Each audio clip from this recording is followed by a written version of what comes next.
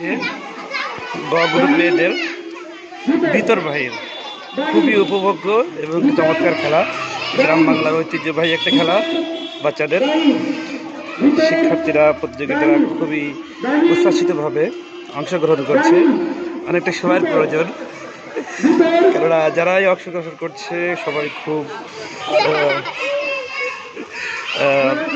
চতুরতার সহিত খেলাটি এগিয়ে যাচ্ছে। আমরা প্রাথমিকভাবে একটা খেলা দেখাচ্ছি, শেষ পর্যায়ে যে আমরা যখন চূড়ান্ত হবে তখন আরও একটি ভিডিও আমরা দেখাবো ইনশাল্লাহ।